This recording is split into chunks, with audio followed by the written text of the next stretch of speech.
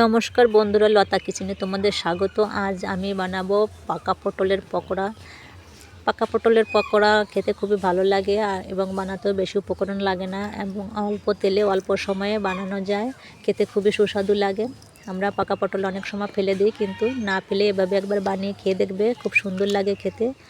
আর আমি যেভাবে বানিয়েছি, তোমরা ভিডিওটা প্রথম থেকে শেষ পর্যন্ত দেখতে থাকো, তাহলে সহজেই বুঝতে পারবে। দেখো, অনেকগুলো পাকা পটল নিয়েছি আমি গাছ থেকে। পাকা পটলগুলো একটু শক্ত আছে ভিতরে, নরম হয়ে গেলেও একদম নরম হয়ে যায়নি। দেখো, আমি একটু দেখিয়ে দিচ্ছি। আমি এভাবে কাটছি, আমি মাঝ বরাবর কেটে নেব সবগুলো পটলগুলো আমি প্রথমে ধুয়ে নিয়েছি।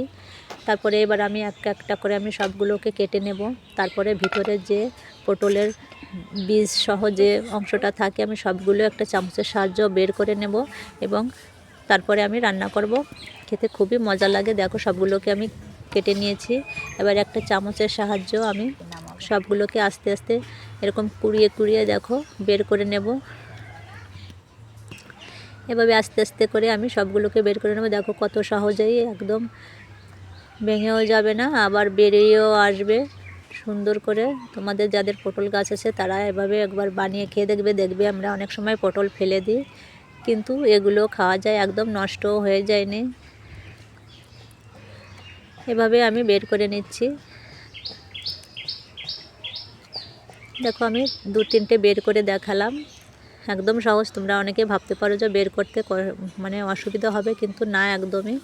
দেখো, সবগুলোই আমার বের করা হয়ে গিয়েছে। আর দেখো, অনেকটা বেটার হয়েছে,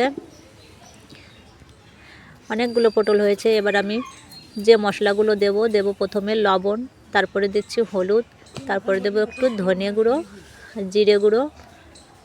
সবগুলো আমি মশলা দিয়ে দেব। আরও অনেক কিছু মশলা আমি মেশাবো এর সাথে।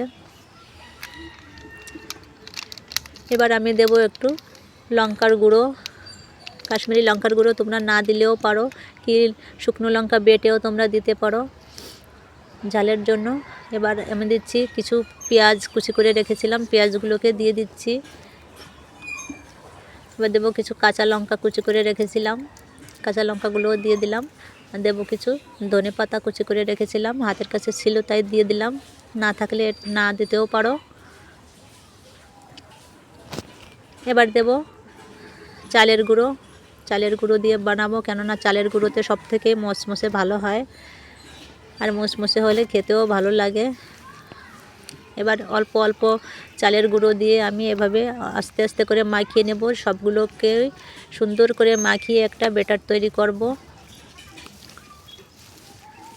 একদম শক্ত না, একদম নরমও না, সুন্দর করে মাখিয়ে নিয়েছি অল্প অল্প করে দিয়ে। আর দেখো, কত সুন্দর একটা ব্যাটার মতন হয়েছে।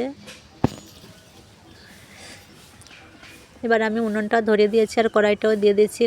কড়াইটা গরম হয়ে গেলে আমি দিয়ে দেবো তেল। তোমরা চাইলে সাদা তেলেও ভাজতে পারো, সাদা তেলে ভাজলে ভালো হয়, কিন্তু আমার হাতের কাছে এখন সাদা তেল নেই, তাই আমি সরিষার তেল দিয়ে ভাজছি। অল্প একটু তেল দিয়েছি। এবার তেলের ভিতর পকোড়ার মতন করে আমি অল্প অল্প করে দেব, এভাবে দেব। আর দেখো, একটু বেশি করে দিয়ে দিচ্ছি। তেল অল্প যেহেতু, তাই আমি তেলের পরিমাণ বুঝে দিচ্ছি, বেশিও দিলে হবে না, কেননা পাশ দিয়ে লেগে যেতে পারে, তাই আমি দেখো কতগুলো দিয়েছি। আমি 2-3 খোলাই করে ভেজে নেব। আর এরকম এক পিঠ হয়ে গেলে বুঝতে হবে, তারপরে অন্য পিঠ এরকম একটা খুন্তির সাহায্যে উঠিয়ে উঠিয়ে দিয়ে নেড়ে নেড়ে নিতে হবে। উপর পাশটা নিচে দিয়ে আর নিচের পাশটা উপরে দিয়ে উল্টে পাল্টে ভাজতে হবে, একটু সময় ধরে ভাজতে হবে। আর একদম জালটা একটু বেশিও দেবে না, যেন পুড়ে না যায়। হালকা জালে আস্তে আস্তে করে ভাজতে হবে। দুই পাশেই লাল লাল করে ভেজে নিয়েছি। আর দেখো, এবার ভাজা হয়ে গেছে, তুলে নিচ্ছি। আর এভাবেই আমি সবগুলোকেই ভেজে নিয়েছি। দেখো, আমার সবগুলো ভাজা হয়ে গেছে। আর একটা থালায় আমি নামিয়ে নিয়েছি। দেখতে কত সুন্দর লাগছে, খেতে তো আরও অবশ্যই ভালো লাগবে। দেখো, আমার রান্না করা হয়ে গেছে। পকোড়ার মতন করে আমি পটলের পকোড়া, পাকা পটলের পকোড়া তৈরি করেছি। কত সুন্দর লাগছে দেখতে। আমি তোমাদের ভেঙে দেখিয়ে দিচ্ছি। ভেতরটা দেখো, কাঁচা নেই একটুও। সুন্দর মতন ভাজা হয়ে গেছে। আর খেতে তো খুব সুন্দর লাগে, যেহেতু চালের গুঁড়ো দিয়ে বানানো। দেখো একটুও কাঁচা নেই ভিতরে, সুন্দর ভাজা হয়ে গেছে। আর এত ভালো লাগে, বাচ্চারা তো খুব ভালো খায়। দেখো কত সুন্দর ভাজা হয়েছে, আর এভাবেই খেয়ে দেখবে, ভালো লাগবে।